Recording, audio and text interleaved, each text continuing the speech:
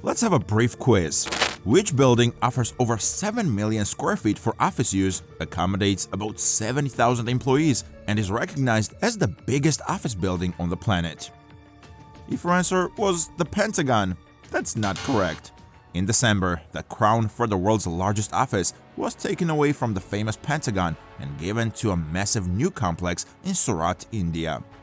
This vast development includes numerous offices, over 10,000 square meters dedicated to restaurants and cafes, parking spaces for 5,000 cars and 10,000 motorbikes, 131 lifts, 9 internal gardens, various retail spaces, and multiple conference rooms, all within a secure 35-acre compound.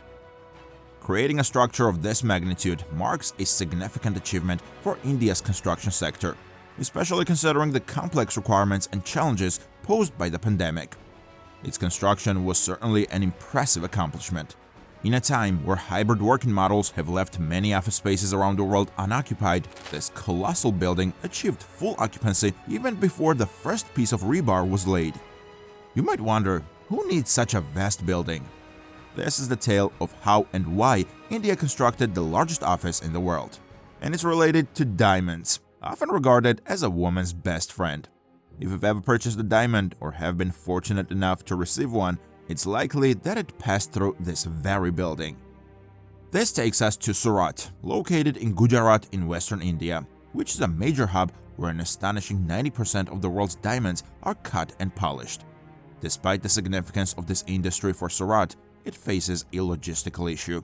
Rough diamonds are sent to Surat to be refined in numerous small workshops scattered across the city. The majority of these finished diamonds are then collected by traders who make over 200-kilometer journey to Mumbai, where the diamonds are sold and distributed globally. This process is far from efficient and would be substantially more effective if the entire operation could be centralized in one location, or even in a single building. This is the rationale behind the creation of the SDB, Surat Diamond Bourse, a project initiated by nearly 5,000 of the city's diamond businesses. This massive building, costing $388 million, was conceived to bring the entirety of India's diamond industry together under one roof. This includes the cutters and polishers from Surat, as well as the merchants and traders from Mumbai, encompassing 4,700 offices for about 67,000 individuals. But designing a building of this scale poses unique challenges. Opting for a skyscraper design presents issues with efficiency, especially given the large number of people moving in and out through a limited area, making it an impractical choice for managing people flow. Moreover, since the SDB functions like a guild where all represented businesses are of equal standing, a design that implies any form of hierarchy is inappropriate. Then there's the option of a vast office block, but this too has its drawbacks, particularly regarding natural light. Each office needs access to daylight, the optimal condition for diamond inspection. Therefore, a design with deep floor plans wouldn't be suitable either. So what about a large donut-shaped building? This design, however, introduces the issue of excessive sunlight. Offices facing east or west would be overwhelmed by direct sunlight, compelling occupants to close blinds and turn on artificial lights. To summarize, the building needs to be large enough to handle the flow of tens of thousands of people daily, provide consistent lighting conditions in all offices, and withstand Surat's intense heat, humidity, and monsoon rains. These were the challenges faced by the architects at Morphogenesis. Their primary concern was managing the enormous number of people the building had to accommodate. They had never tackled a project of this magnitude before and were confronted with the daunting task of designing a facility that could efficiently move people in and out of a 7 million square feet space, especially considering that most would arrive and leave within the same hour span in the morning and evening. To address this ambitious project, Morphogenesis aimed for a design where any employee could reach their office within 7 minutes of entering the premises.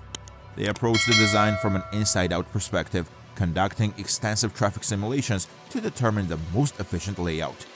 This led to a design resembling the structure of a fish's vertebral column, which in nature efficiently distributes nerve signals from the brain to the body.